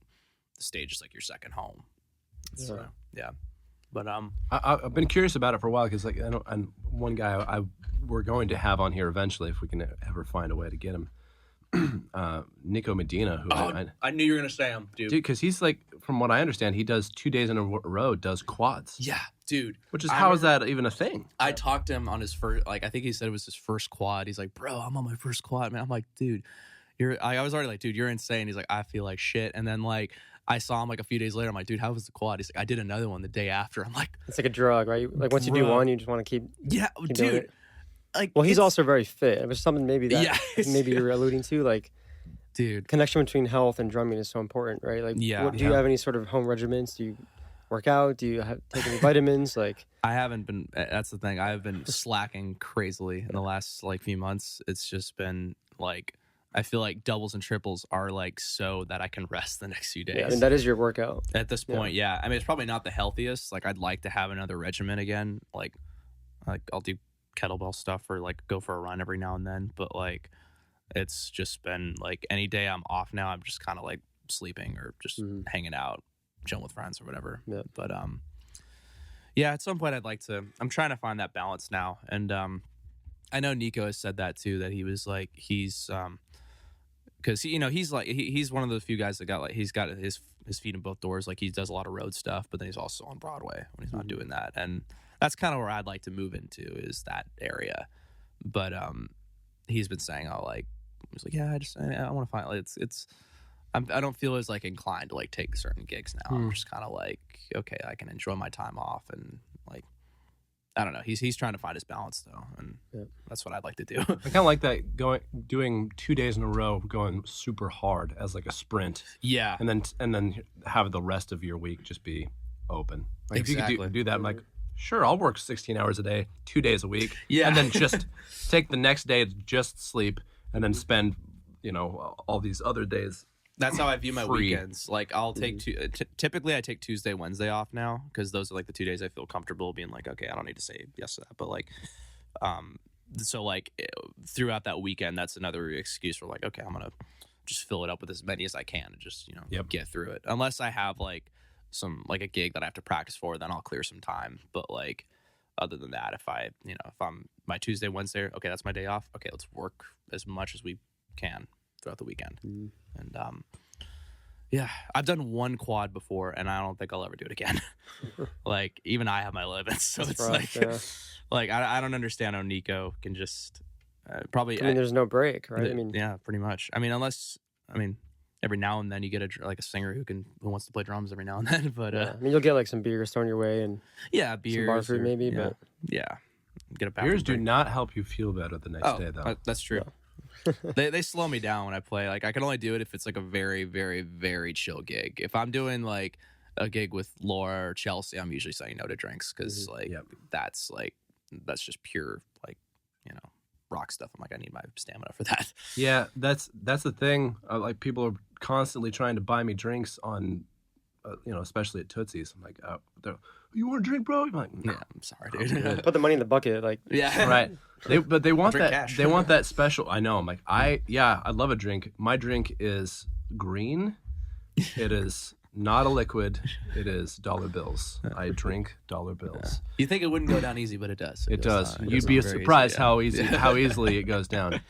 No, that's the thing. People want to buy the drinks because it's like the special connection between you and it's like, it's like buying. It's like, do you buy someone you love a Christmas present, or do you hand them $100? Like, get something you like. Like you want, and they're thinking like, this is the same thing. I'm giving you a specific gift. I'm now part of the show. Right. It seems these days though, I think showing your love is just like, oh, just give me cash, man, or whatever. Yeah. At least a lot of here's a people say Venmo, that. Yeah, here's my Venmo. Yeah. They get Yeah. it. Like if you want But to it's buy me true. something, buy me like a pair of shoes or something. Like you want to show, like, do you want a special connection? Yeah. I'm a size 12 wide or a 13. Maybe a 13. Like, I've got fat feet. Just buy me a nice buy A me pair some of shoes that don't have glass shards from the Tootsie's back alley in them. Oh my god. Dude, I did that the other day. I didn't cut myself, You surprisingly. told me this. Yeah. That's I would have just been like a free tetanus right there. But just like, and that ground in that alley is a special, deep kind of filthy. it really is. People like there Every are time I go back, it looks like the Iron Giant threw up or something like that. Yes. It's just like, because there's What still liquid happens with there? it too. It's just pure filth, man. the fact that we walk through it daily. Yeah. We're building up our immune systems to a level that people Oh yeah. don't even no understand. idea. Like germ warfare won't even affect us. Yeah. We're like, ha, that's so cute. Yeah. It's like a second Chernobyl. You guys are just walking through it. It is. It's borderline radioactive. That's It's for so sure. I bad, wouldn't be man. surprised to find. I Some, love it. And some right next to that is the decaying- Ryman. So, you know, Right Yeah. next door. There it is. Yeah. Yeah. You never The know. historic This- Ryman next to the dirtiest Oh, thing gosh. you've ever seen. Keep all the filth outside of those walls, man. Mm-hmm. But yeah, no, that's yeah. That alley. It's a special place. Have you done a quad yet? Oh no, I have not. I think, have I even ever done a triple? I don't even know if I might have done a short triple. What with like a 2.5? You know how HTC has those like 2-hour ones. Mhm. That I think I might have done one. Never like a full 12-hour triple. Yeah. Sounds just like not what I want. I think you could do it. I could probably. I think both of you guys could handle it. 'Cause Oh, you guys yeah. are lean. Like, that's what it takes. It's I just, want you just to say I can and just to go through it and just to like connect with people that do that. I Just can do it like, once, talk to them about it and just like it's like a rite of passage, you know? Yeah, absolutely. Yeah. If I just at some point I would need to like hold up a picture of David Goggins or something and just like I can do this. Stay hard. Dude, my friend, one of these guys I was on the road with showed me like this, like, it was like a David Goggins parody. And it's like, I used to say I would think like David Goggins quotes when I'm in moments like that. But now I just think of the parody. Because it was like, he's like, because he has the whole line, who's going to carry the boats? And like, but what this guy was saying, like, you can't bring the boat crew too. And I was just, that's what goes in my head now. I'm just like, that's like the did you ever get into the David Blaine parodies? Was that No. That was it would have been a little bit before your time. like the magician. The magician. There was a while back there was this guy who did these parody videos. It was a parody of David Blaine, and he would just show. It was always the same guys. He would like, oh God, oh David Blaine, no, not again, David Blaine, and he would just like, what are you drinking there? I'm drinking an orange soda. Yeah. Okay, who cares? Who cares what I'm drinking? Oh yeah. Well, why don't you like tell me what happens when you urinate? He's pissing orange soda. God damn you, David Blaine, you demon person. It was. Was this even like a parody of Send us that David link. Blaine or just a parody of the reaction to David Blaine? All of it, because it's all of his stuff is so mind bending. Like, well, here's that.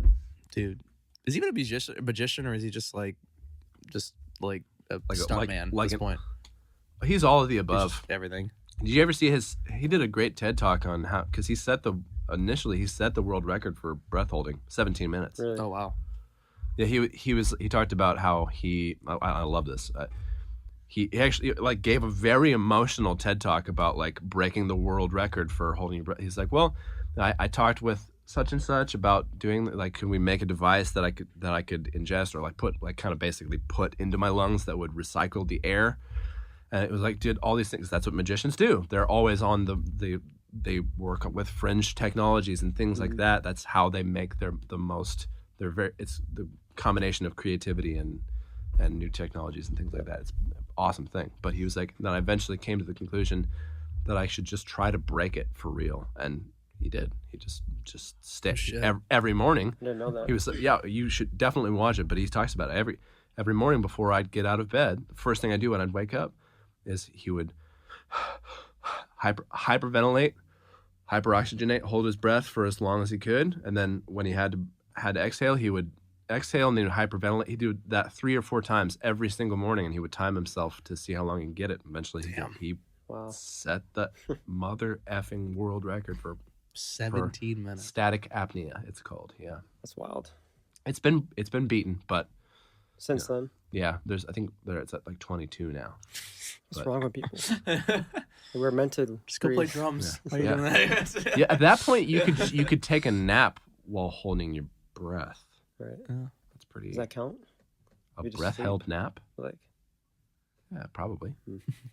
Might be the most peaceful sleep you've ever had. I don't know. Possibly.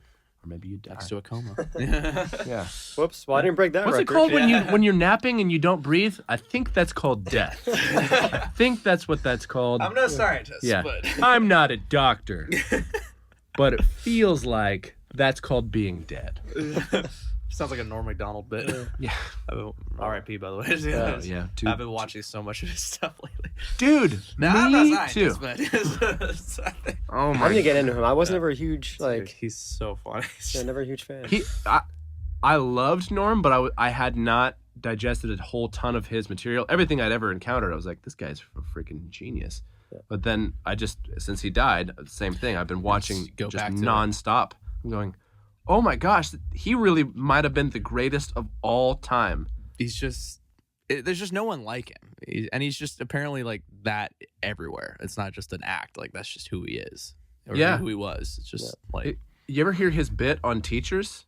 No. He's like, they say, the greatest heroes in the world are teachers. Yeah.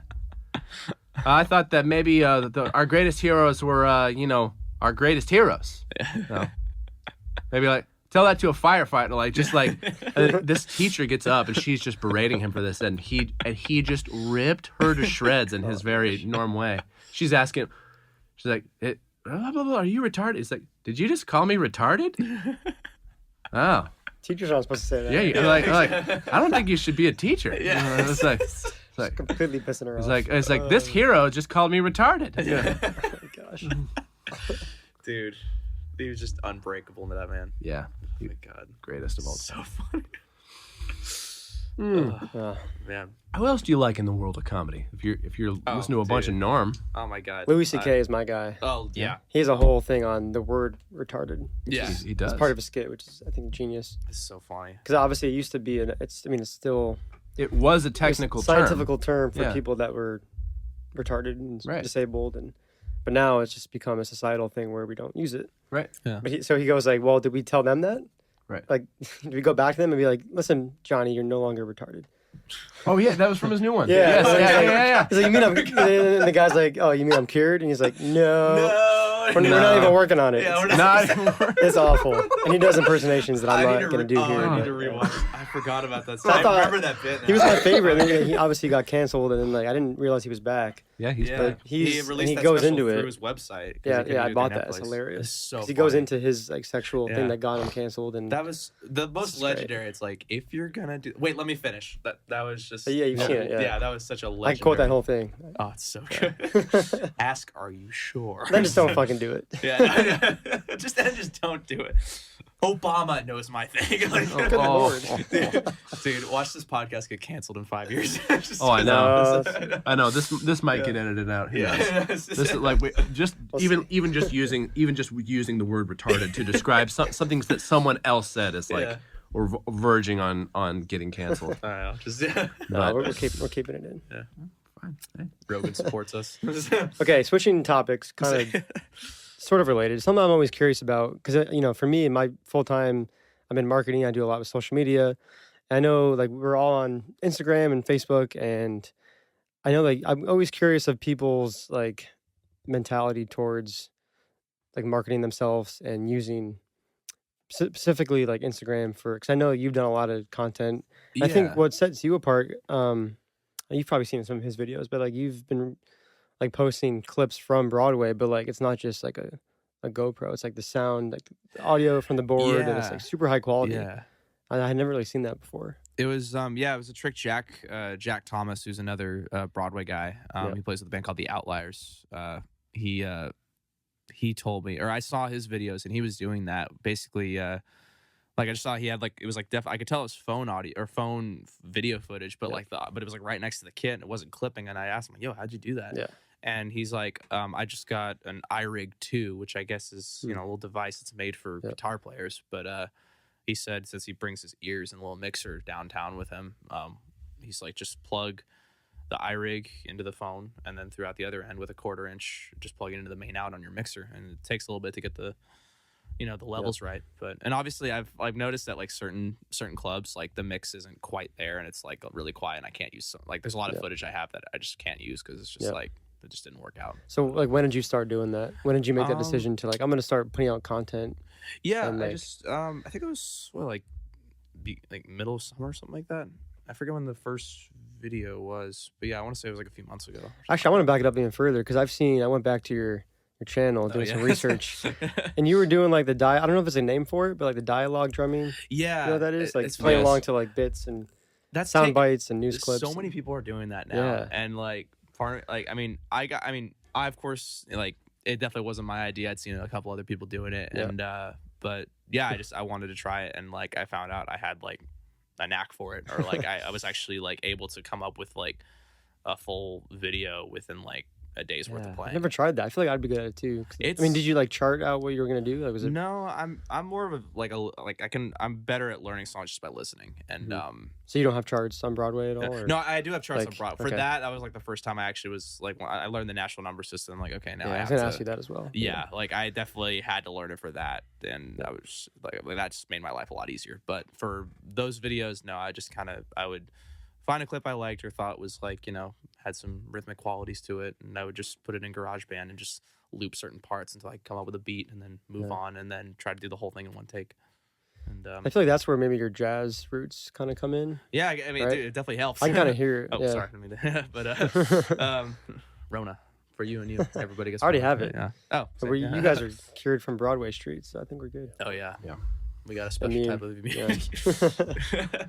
But yeah, no, it was definitely like even that 1 year studying under like as a jazz studies major, like I definitely like got some stuff that like really opened up my like muscle memory and all that. It's like, the whole saying, oh, with any drummer, it's like, you want to get better, learn jazz. It's like it's there's a reason people still say that, because it really is just such a perfect way to open up your limb independence. Yep. So I couldn't agree more, man. yeah.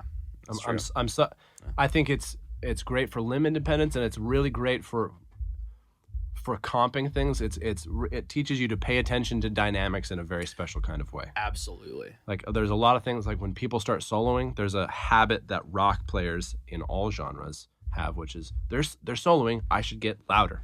Yeah.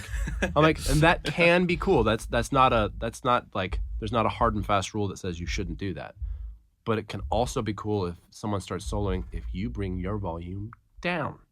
Yeah. Like when you watch Snarky Puppy, when someone starts soloing, most of the time the rest of those dudes, they bring their volume down at least 20%. And like physically live, I've actually seen them when they played a very small stage. They played Bass Bash at Anaheim. Was it Larnell drumming or was it? No, it was Sput. Yeah, incredible. Yeah, I've seen them both. Oh, dude, so good. Yeah, you're right, but then the louder parts come out because then you can still accentuate. Yeah. It just gives them more of a spotlight. You're like, okay, this is your moment. You should shine. I want you to have that. Yeah. That's my dad talked about the 100% rule. Like well, and this is some sort of. This isn't exactly true, but there's truth in it. Like, well, sometimes like music has this theoretical 100% thing where everything's happening.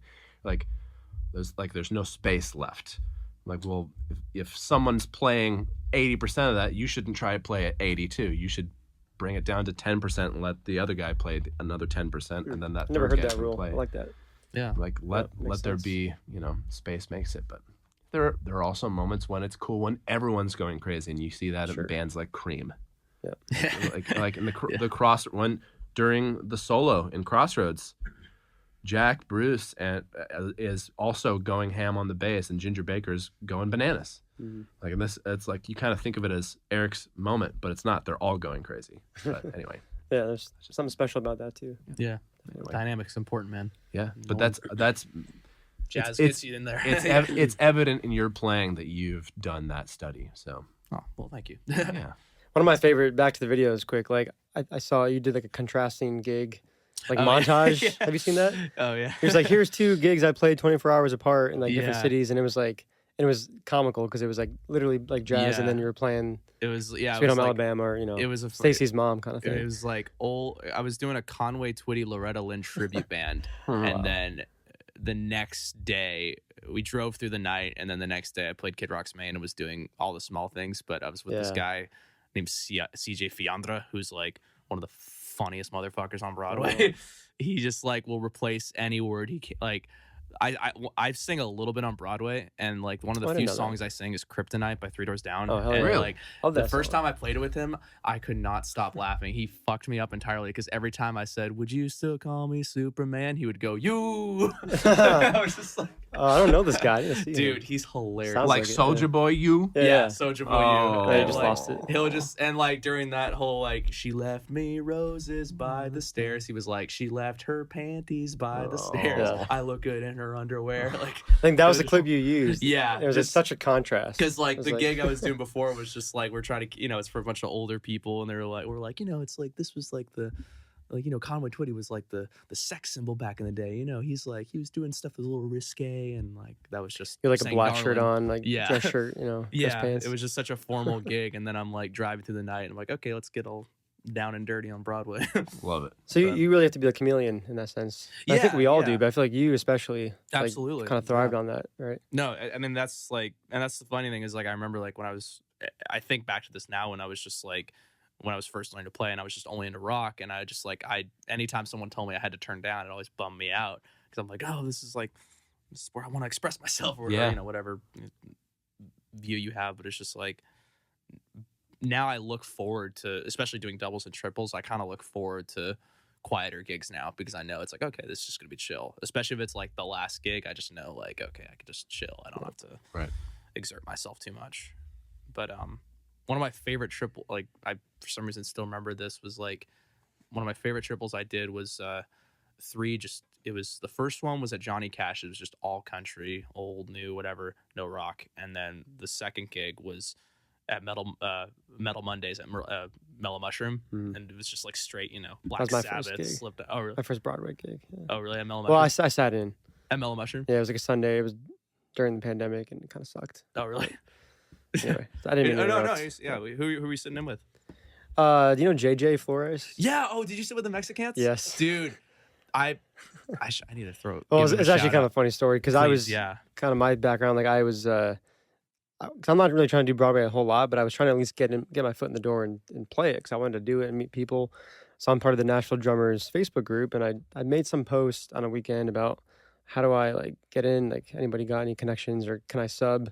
And he was like, yeah, come on down tomorrow. And then he was texting me. He was like, now I realize like he was just joking because he was like, oh, you got to learn like these 5 songs and it's got to be this, and that.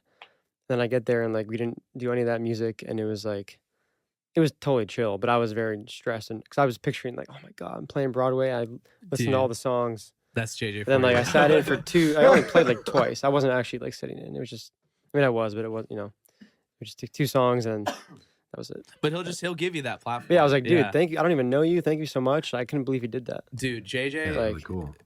I need to give him credit where credit's due because he was also kind of one of the guys that really threw my name out in the beginning too. Yeah. Like but like he'll break you in, but like he'll bust your ball. He's not afraid to bust your balls. It's funny that we both had that similar kind of a experience. If I could tell my story of how I met him, it's just too funny, and it still makes me cringe, but I just have to say it.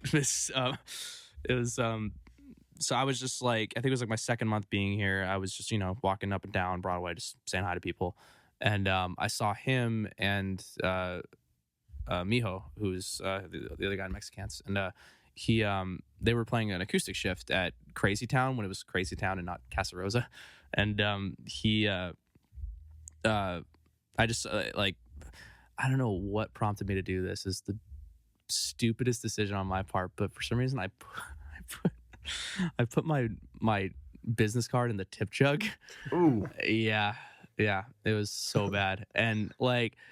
But what was amazing is, like, he still gave me shit for it. Don't get me wrong, but as he should have. But like he put a picture of it on Facebook on the Nashville Drummers thing. Yeah, he blocked out my info so no one could look me up. So a couple people did, and were like, had some pretty things to say. But like it was he was like he said like, man, I guess I gotta call this guy if I ever need a sub. I feel like I remember seeing that. Dude, he gave me, and like so many people were like commenting, oh wow, that's how you don't get a gig on Broadway. That's so funny. And I immediately learned, I'm like, oh no. I'm like, but look at you now. Like it's he told me later. He's like, dude, I'm just giving you a hard time. Come back here. And like he still tells that story to anybody I'm with. Funny. And like, but after that he let me sit in and like he was cool and he's like, oh dude, yeah, you're cool. It's just like, just don't do that shit again. I'm like, fair enough. But, so funny. Well, yeah, because that's not terrible. It's just like, well, well, it's not gonna work.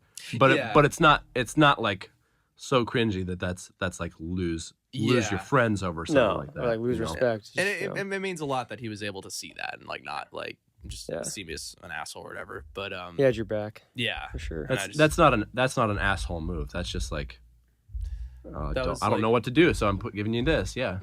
I think that was like the day like my introvertedness was just peaking out. I'm just like, I didn't want to talk to anybody, but I was like still forcing myself to be there. Yeah. And I just wanted it to be quick, and I was just like, I'm not making an excuse for it, but I'm just thinking that's probably what was in my head and why I would do that. But, really quick, I want to ask you about that. So you said your introvertedness was peaking out. Are you naturally extroverted or introverted? Do you know? Oh, naturally introverted for sure. Okay. Yeah. I mean, that's the funny thing is like I've definitely enjoyed people a lot more these past 2 years being here. Yeah. Just like I've realized like how much I can like in a way, like I know deep down, like my recharging point comes when I have some time to isolate and just be by myself. That's how I am. Yeah, that's how introverts are. Exactly. Yeah. Would you say like kind of, at least for me, like playing drums is that escape? Like I can be extroverted on the drums. Yeah. But definitely. even in that sense, I'm still alone. I'm isolated behind the drums. Yeah. You know what I mean? And I can never be a front man or a singer. Oh, dude. Forget about that. This one band I play with, like the singer, he likes to play drums every now and then, but he'll make me get up and sing, and I fucking hate doing that. Like I'll sing a few songs, but I feel like Ricky Bobby. I'm just like, I don't know what to do with my hands. Like, is it Clay? What? Is it Clay? It's Clay. Yeah. Yeah. It's dude. I'm like, dude, please, if I'm gonna sing, let me just stay behind the kit. Yeah, he keeps asking me anytime I play. I'm like, you sing? I'm like, no. Yeah. No. I'm not doing that. But yeah, no, it's but that being said, like I think weirdly in this like over this past summer, I feel like I've become a lot more of an extrovert, or like I don't mind, I actually enjoy being with people. Like the other day I got invited to this party and I was just like I don't really want to go because I was already just having like one of those days, and and I figured like, oh, I just need to recharge and be by myself because I played throughout the weekend, but then I'm just gonna make myself go, and it was like the best decision I made, and I just had a good time. And then there was people I didn't know, but it still felt good. So I still definitely think I'm more introverted, but like I definitely enjoy people a lot more than I used to, even like a year ago. Yeah. I forget what got us on the subject, but I just straight up asked you if you were an introvert. Well, yeah. Now I'm going to ask you, are you 80? Severely. ADHD? Yeah, severely. Yeah. Yeah. I feel like it's been bubbling up even more now these past because I used to take I tried Adderall for a bit. I was on like a different Adderall like drug. My parents put me on it when I was diagnosed, and then I stayed skinny as hell throughout like high school and stuff because it just kills your appetite, and like I just wouldn't eat till dinner time. But and I took it like halfway through through San Jose State, or through my year at San Jose State, and but then I just like I just felt miserable, and like my parents were just like, look, like if you don't feel like yourself, just stop taking it. I'm like, okay, that's fair. And luckily by then I actually didn't even really need it to study. I was still able to maintain good grades and everything. But yeah, I've almost considered like going back on something like that now, just because I feel my brain just going in a bunch of different directions lately, and it could be distracting. I've felt that I was medicated throughout my childhood as well. I tried Ritalin, or was given Ritalin when I was little, and then I think that they said that made me like twitchy. Oh yeah. And so I got moved to Adderall, and I was on Adderall for years, and I came to the conclusion around 11 or 12, somewhere fairly young. I was like, you know what? I'm not me. I'm essentially depending on a substance to make me functional in some way. And I'm like, no, I don't like that. I don't like that idea. And so I just cold turkey went off of all of everything. Because I was on that, and also Paxil, which I found out later was a terrible thing, a thing that you want to avoid going cold turkey off, because people experience these like electroshocks throughout their spine. Like they talk about this experience of like getting lit up in the spine. Did you get that? I did not. I had no anything. I just had my regular life back, my regular distracted whatever life. Twitchy life. Yeah, twitchy. I'm always twitchy, guys. I just turned the twitchiness up. But yeah, dude. Well, again, to bring it back to the meditation thing, is we're going full circle. That's been very helpful for me. And I've not been regular enough about it. I beat myself up about it. Which is very anti-meditation of me. I need to not do that. But when I do regularly meditate, when I have regularly meditated, I've noticed an uptick in my ability to focus on things. And moreover, what I really notice is I don't get stressed about having 50,000 things in front of me that I have to do. All of that stuff, because if your neurodivergence is anything like mine, then probably when you have things you need to deal with, you're thinking of them all at once, and you're like, oh, it's really a lot. Very much. Meditation for me is a way that those things, those voices that are screaming for attention, all still exist, but rather than surrounding you, they get in single file. Yeah. Like I'm like, oh, that's cool. I can actually deal with you one at a time. Does it help you prioritize those things too? Yes, absolutely. Like, oh, cool. You're important, but can be taken care of later, and we'll talk about you. Like, you're important and need to be taken care of now. Great. We're dealing with you one thing at a time. And that's highly recommend to anyone at all, especially people who have some sort of ADHD. I did actually for a minute, because when my sister worked at that retreat in Cambodia and I went out and visited, I did like the retreat for a week. It was basically like yoga, meditation and stuff, like more centered on meditation. And I remember like at the time I just gotten out of San Jose and I was like already feeling kind of like a loser, and I just felt like like, I just didn't really feel like I fit in anywhere. And like I remember learning to meditate just for those like 5 days. Like I think by like Thursday or something like that, afterwards I realized like this is probably like the most peace I've had inside me for like my entire life. Like it was just, and like from there, I meditated every now and then, but it was just like I didn't stick with it. And, isn't that interesting though? But I remember like that was like I feel like my whole life I've always had like something bouncing in my head, like a song or like even if it's a good thing, it's just like there's always something going on. Something. Yeah. And I remember like by Thursday it was the first time I actually just heard nothing.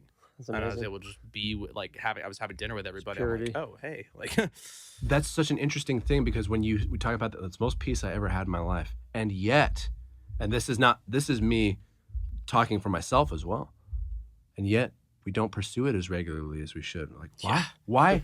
When that made my life so much better. What explanation can there be except those voices in your head want to have control. Yeah. They want to be. I just want to. I want to have an input in what you're doing right now. I'm like, shut the fuck up. No, I'm like this is, and so this is me. I'm committing to. I'm gonna restart my practice today, every day. Okay, that's it. I don't care what it is. If it's 5 minutes or 10 minutes, I'm gonna do it every single day. It's the power of a noisy world, though. It's just like, it is. It's just like it'll just suck you back in, even if it's like it's bad. Or you're just like, oh, it's too noisy, can't hear you. Like Well, what I have been doing semi-regularly is, do you know who Wim Hof is? It's spelled like Wim, but he's Dutch. It's Wim. He's the guy. He's called the Iceman. He set world records for cold exposure and all these different things. He's a brilliant guy, but his whole thing is based on two things: exposing yourself regularly to cold water, either ice baths, cold shower. He really likes the ice bath. And his breathing technique, and I'll send it to you. You should check it out. Please. But they even injected him with these toxins. He's like, I had them inject me with endotoxins, which should make me present like all these symptoms of like these diseases. And he's able to shut down that response. He's like, I can activate my immune system how I want. And they're like, oh, you're some freak. He goes, no, I'm not. I can teach you to do this in 2 weeks. So he actually has a course where he brings people in, and they do the same. He'll send them to the same lab, and they'll inject them with these toxins, and it's the same result. They can turn on or off their immune response. It's insane. So, but I've been doing it before bed, and when I do it before bed, I sleep so much better. I fall asleep so much faster, and I wake up more rested. But but again, it's the same thing. For some reason, I don't want to do it. I get home at night. I'm like, no, I'll just fall asleep right now. And then it takes me like half an hour to fall asleep, or it would take me 5 minutes if I finish that thing. Which, you guys know the band Periphery? Yeah. Matt Halpern, he does ice baths. Yeah. He's always posting about. Oh, really? His Instagram, he'll do pictures of him just in a freaking ice bath. Oh shit. Or it's like not a bath, but he has like a weird like. It's like a barrel, plastic ice barrel. Yeah. I wanted to get one because of of seeing him in that thing. Yeah. Shout out to Matt. Yeah. Fellow Meinl family. Fellow Pearl artist as well. True. Oh shit. How about that? Well, I'm not an artist. You're not an artist. But you work for him. So. Well, maybe if you ever run into the guy, we can have him on here. He's not a Nashville guy, but I don't give a could do it. fuck. He'll be in the ice barrel as we talk to him. Tell us about your story. Maybe that turns out to be his caveat. Yeah, we can talk, but only for the amount of time that I'm in the barrel. Yeah. We gotta get you to your gig, but let's do some closing questions. Yeah. I'm sure we have a few other quick things to ask you. Just kind of along those lines, are you endorsed by any brands or? Nope. What's your current setup like? When you're playing these days? I mean, if it's not a Broadway kit, I have a Gretsch Renowned Maple that I got just a year ago. It was like my little gift to me. I'm like, okay, I play for a living now. I better get a kit I really like. Sure. So I got I got myself a 4-piece or. Yeah, I didn't come with a snare, so I guess 3-piece Gretsch Renowned Maple. 13, 16, 24 kick. I wanted a 24 kick for so long, and I love it so much. But those I've been a Zildjian guy for a bit. I might change that. I know you might, honestly. After today, we're gonna both try out that ride. Yeah, dude, I want to try that thing out so bad. I'm just I don't know, it's just Zildjian is what I've known my whole life, and sure. I'm not talking shit. I love their products. They're ever present, and they are who they are for a reason, of course. Yeah, exactly. That's just what I know. And the sweet, I'm a huge fan of rides you can crash on, and the sweet ride has not been beaten for me. So that's. You ever play the JoJo Mayer, the Sabian ride, the No. Omni ride? It was called. Oh yeah, I had that, and I played sold that it. one. It was cool, but it just really wasn't versatile enough, for the gigs I was doing. That was the same experience I got. I wasn't super fan of it. It's a nice ride, but I just as a crash ride, I couldn't get behind it. But no endorsements. Just playing the gear I like. Yep. Vader sticks, I guess. What size you usually play? 5B wood tip.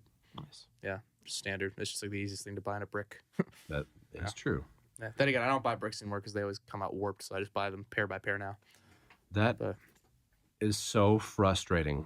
Why are they putting all the warp? Well, I know why. Never mind. I'm not going to even ask that question out loud because it's obvious why they're putting all the warped sticks in a brick. Yeah. You won't get to check them, sucker. You're You're not going to get them. You're not going to give the old roll test here.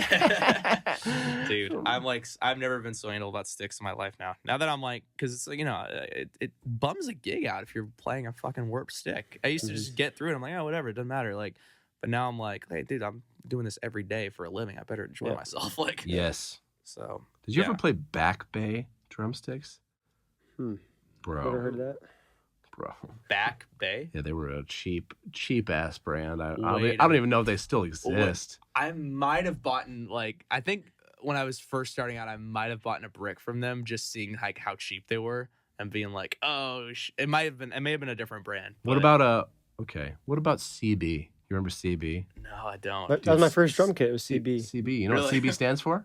I don't think so. Crappy best. No. I was about to say crap something. That's what my friend. Well, here it is, Back Bay on Amazon. My friend Caleb told me that a long time ago. It's like, yeah, CB stands for crappy best. He's like, they're terrible drums, but you can make them sound good if you put enough tape on them. Crappy best. It's funny. Yeah. Okay. But yeah. I feel like what rapid fire question do I want to ask you? I always ask some idiotic rudiment question. Okay. No, I'm going to ask you.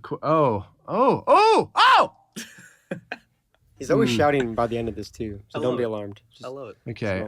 Okay. 3/2 or 4/5? Fuck me. Both? I'm gonna say both, yeah, because I need to hear them to know exactly what they sound like. I always forget. I'm terrible at being described something. Versus That's more tangible. that one's more exotic, but It is. I Okay. think the first one is definitely just more dancey. dancey. Yeah, Okay. I'd say All right. So you want dance over. a little bit. Yeah, Yeah. I think Broadway's done that to me. Fair enough. Fair Just enough. a little bit. All right. Your move, Dan. Favorite restaurant in Nashville? Ooh. Oh wait, I had this on me.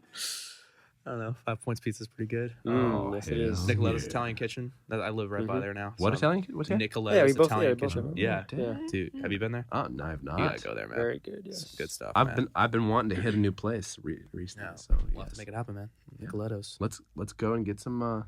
Come by my place. I'm right over there, and so is he. So. So good, Yeah. dude. Let's freaking go. Yeah, come Let's with go us, out. man. Let's Do a sleepover and everything. Sleepover. Yeah.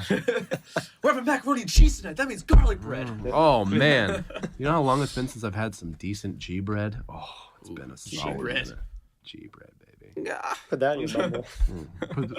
That sounds. All right, next question, Nate. Yeah. I'm not gonna go down that rabbit hole. Whoa, okay. Chains or ropes? For what? I don't know. What's the context? You decide. Just because I was leather daddy the other day. Let's say chains. All right. No. Okay. Oh. Don't ask why I was I leather daddy. Okay. I was Hair wearing or Chelsea's hat, feathers? That's why. Someone, Jamie, can you mute his mic? Oh man. Okay, I have a question that I think we normally ask this for. Feathers, by the way. Go ahead. At least I've asked this for pretty much every guest. Like, if you weren't drumming, what would you be doing, or do you have any other hobbies that you are passionate about? I mean, I guess if it wasn't like Scaring babies. yeah, if I wasn't like being an electrician or something, that was my plan originally, was probably Right. just to do electrical work. But I think if I wanted to pursue something else in the arts, it'd probably be like maybe stand-up comedy. I don't know. Dude, I don't know. Interesting. really? As an I introvert. don't think I do well, but I just I love love that. I just love comedy so Yeah. much. I figured it'd just be a cool thing to pursue. That's awesome. Well, then that's a really good thing And you'd that be we're good at it talking 'cause you about love it, going and yeah. doing the Toastmasters thing together. Yeah, That's right. Yeah, I haven't forgot dude, about that. we got to do that. I think that's going to make us coming up. all better drummers. That's what I think so. believe. Yeah. Yeah. Like We were if I talking were- about our last guest was Taylor. You know Taylor. Right? Yeah. He was talking about how like a lot of the times it's not the drumming that we need to focus on to get better. It's all the other stuff, Yeah. Right. And just like confidence, and whether it's getting more sleep. Yeah. absolutely. Your Sometimes it's regimen just or just- literally brushing your teeth and wearing deodorant that you need to work on. It's very true. Did Some you of the discover that little last things week? that'll just make me. Well, I've started publicly flossing. That's really helped me. Where? I'm just picturing. You mean like you. this? I did. Oh, that floss. Okay. Last night on stage, I made eye contact with people in the crowd, and I just started flossing while we were getting ready. And then you're like, "Can I have your number?" I'm like, hey, like that guy's flossing. I'm like, yeah, what? We're gonna leave now. And then I put that floss into an empty water bottle, and I put, because I don't like to drink on stage, and people will pass me drinks, and I'll just pour the drink into the water bottle. I forgot I did that. I went to drink the water, and I went, I just spat it right back in. Oh, man. That was last night. It's the last time you're doing that again. If we aren't supposed to eat floss out of the garbage, why do they make it mint flavored? Very true. No one, Yeah. who could say no to flossy tequila in a water bottle? Tequila. It's Broadway's newest bar, Flossy Tequila. Floss. Has 5 stores. That does sound like They serve tacos. That sounds like an something East to be on, Nashville bar, or like Right. Printer's Alley or something like Yeah, that. yeah. yeah, Exactly. Oh my god, flossy tequila. or a really crazy stripper. Yeah. The term is entertainer, Nathan. Oh, is it? I don't Yeah, know.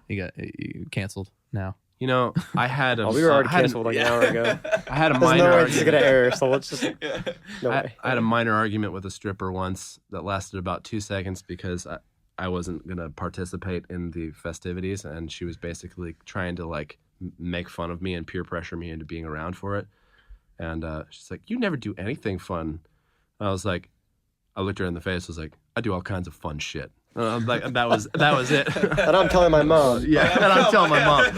Yeah, Mom. That's what the stripper told me. Yeah.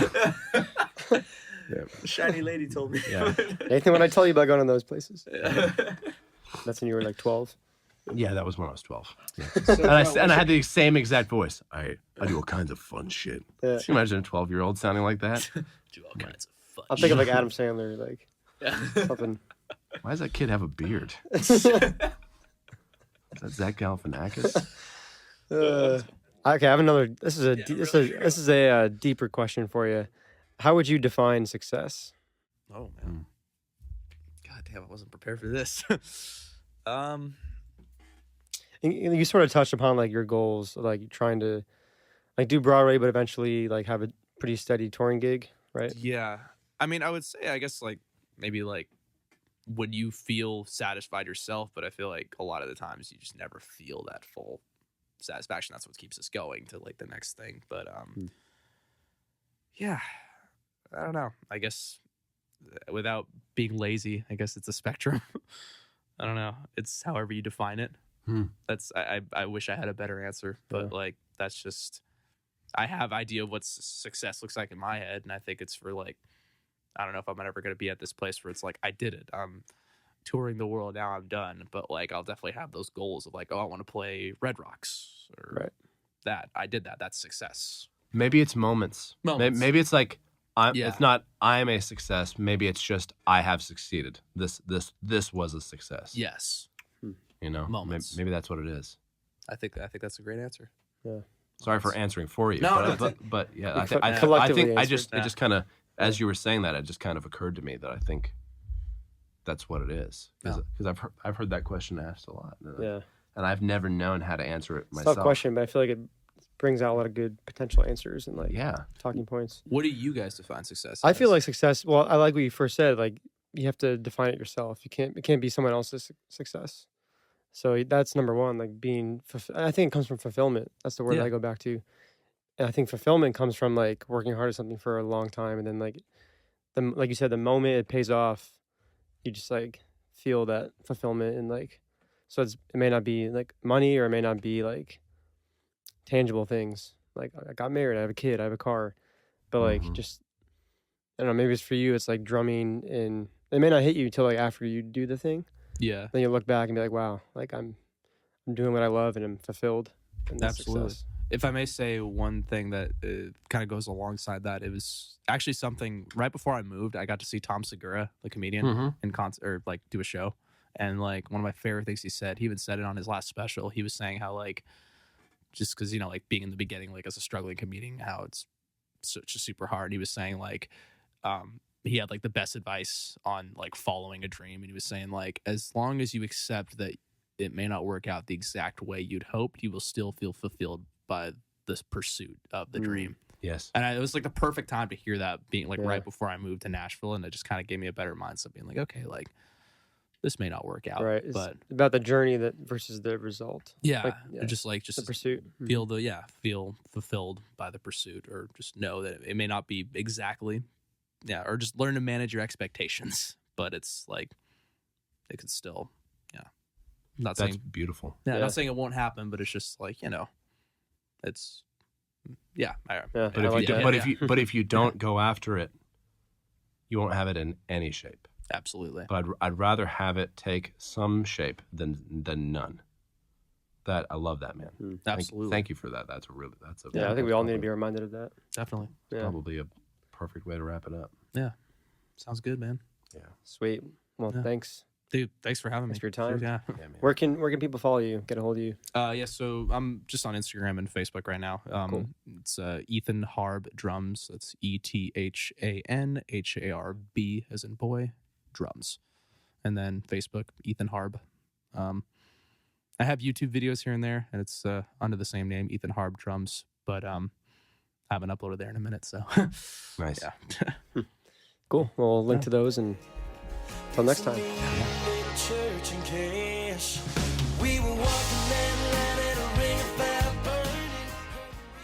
Thanks for listening to this episode of the Nashville Drummers Podcast. If you liked it, please consider leaving us a review on the Apple Podcast app. Also, definitely check us out on Instagram. You can follow us at Nashville Drummers Podcast. If you're interested in being on the podcast, go ahead and send a message to either Dan or myself, or you can send it directly to the Nashville Drummers page on Instagram, and we will talk to you and review your case, and we'll judge you harshly. Just kidding.